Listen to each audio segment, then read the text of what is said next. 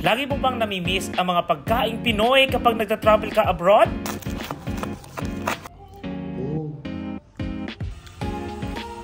Hello guys! Nandito tayo ngayon sa tinatawag na Pink City. Ito ang Yerevan, Armenia.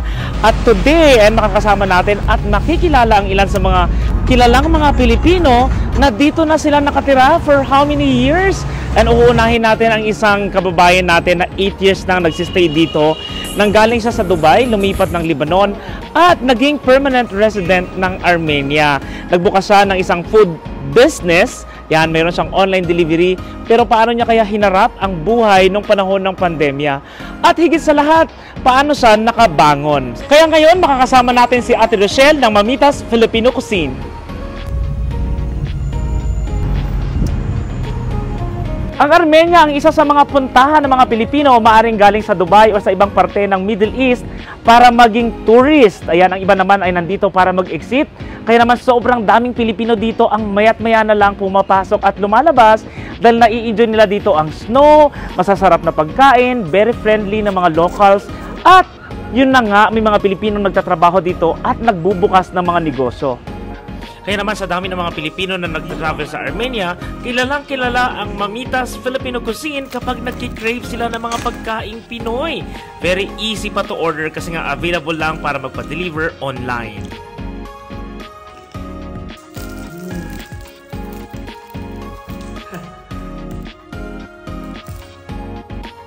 At ayun na nga, maliban sa snow, ang isa sa mga dahilan din kung bakit gusto mag-travel ng mga Pinoy sa Armenia ay ang mga masasarap na pagkain.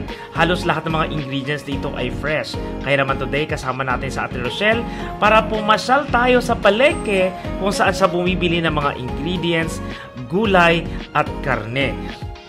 Kaya asahan na laging masarap ang mga pagkaing Pinoy na siniserve ng Mamitas Filipino Cuisine dahil laging freshly cooked ang mga ito.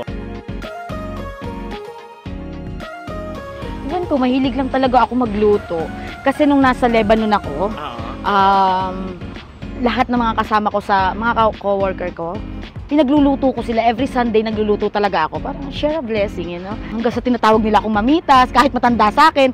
Yun, na-inspired ako na sabi ko, mag-ano kaya ako ng restaurant. Kasi maraming pwede, di ba? May kadalasan mga Pinoy dito nag-hostel sila. Pero bakit ikaw food at saka Filipino food, ha? Kasi siguro nga dahil may mga hostel na, tsaka yun yung, ayun ko, yun nasa puso ko. Di ba sabi nga, kung ano yung nasa puso mo, kung love mo yung ginagawa mo, yun yung gawin mo. Love ko yung pagluluto. Ano yung common na ino-order sa'yo? Sisig. Pero itong mga local dito, mga Armenian, ano yung madalas silang ino-order na Filipino food? Spring rolls. Gusto nila yan. Lumpia. Yeah, lumpia.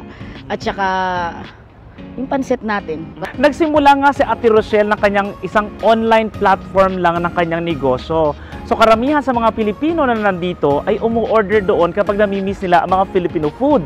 Pero dumating na nga yung isang pagkakataon na yung pangarap niya na isang restaurant, physical restaurant sa Yerevan area mismo ay natupad. Sobrang excited ang lahat ng mga kaibigan niya, pamilya ay tumulong sa kanya pero dumating ang pandemic.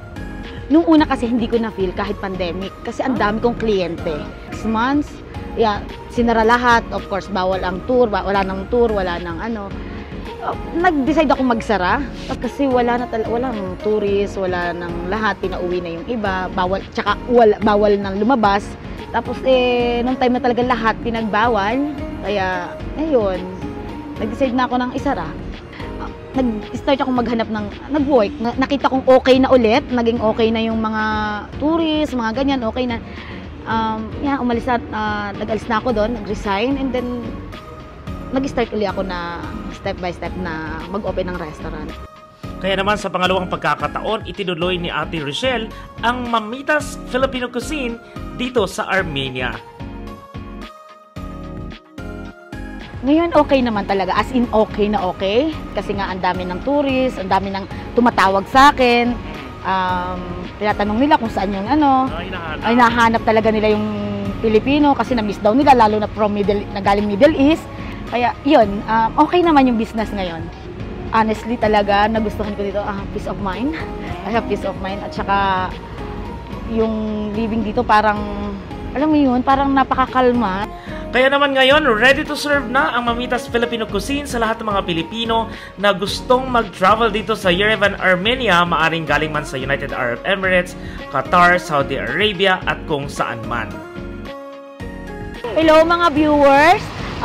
Pag nag-travel kayo dito sa Yerevan, Armenia, pasyal lang kayo sa Mamitas Filipino Restaurant at pwede rin kayong mag-order sa menu.am.